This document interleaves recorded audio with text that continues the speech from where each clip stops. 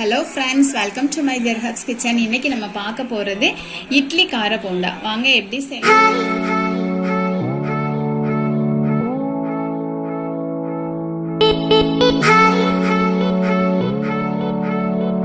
இப்போ நம்ம இட்லியில் ஒரு கார போண்டா செய்ய போகிறோம். அதுக்கு நான் 4 இட்லியை இந்த மாதிரி உதுத்து வச்சுருக்கேன். இது உடனே செஞ்சதாகவும் இருக்கலாம், இல்லை நமக்கு ஏற்கனவே செஞ்சு மீதமான இட்லியாக கூட இருக்கலாம். இப்போ நம்ம அதில் ஒரு ஸ்பூன் கிட்ட மிளகாய் பொடி சேர்த்துக்கிறேன். இந்த பொடியெல்லாம் சேர்க்க போகிறதுனால அதுக்கு தேவையான அளவு நம்ம கொஞ்சமாக உப்பு போட்டுக்கலாம். இட்லியில் உப்பு இருக்கும். அப்புறமா கடலை மாவு நல்லா ஒரு 2 ஸ்பூன் போட்டுக்கோங்க. கடலை மாவு போடாமல் பொட்டுக்கடலை மாவு கூட நம்ம போட்டுக்கலாம். கார்ன்ஃப்ளவர் மாவு ஒரு 2 ஸ்பூன்,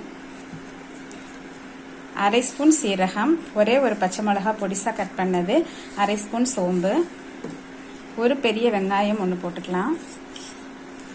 கொத்தமல்லி தழை கொஞ்சம் அதிகமாக போட்டிங்கன்னா நல்ல ஒரு ஃப்ளேவர் கொடுக்கும்.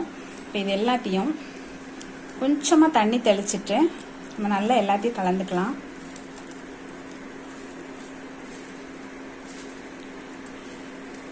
இப்போ நல்லா நம்ம மிக்ஸ் பண்ணிட்டோம். இப்போ நம்ம குட்டி குட்டி பால்ஸாக உருட்டிக்கலாம்.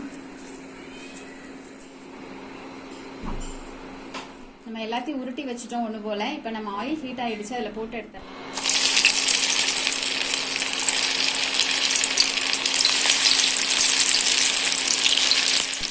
இது போட்ட உடனே நம்ம திருப்பி விட்டுறக்கூடாது, உதிர்ந்து போயிடும். நல்ல ஒரு 5 மினிட்ஸ் ஆனதுக்கு அப்புறமா நம்ம லைட்டாக திருப்பி விட்டுக்கலாம். நல்ல ஒரு கோல்டன் ப்ரௌன் வந்ததுக்கு அப்புறமா தான் நம்ம இதை எடுக்கணும். நல்லா 2 பக்கம் திருப்பி விட்டுக்கணும். நல்லா 2 சைடும் திருப்பி விட்டுட்டு நல்லா இந்த மாதிரி ஒரு கோல்டன் ப்ரௌன் வந்தோடனே நம்ம எடுத்துட வேண்டியதான். நல்லா முறுமுறுன்னு பாருங்க, அவ்வளோ அழகா இருக்குன்னு.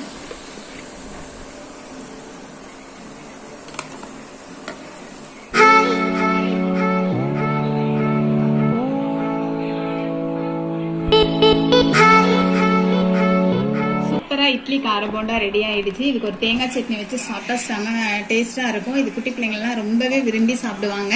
கண்டிப்பா இந்த வீட்டில் ட்ரை பண்ணி பாருங்க. பிடிச்சிருந்தா சப்ஸ்கிரைப் பண்ணுங்க, ஃப்ரெண்ட்ஸுக்கு ஷேர் பண்ணுங்க. Okay, bye friends.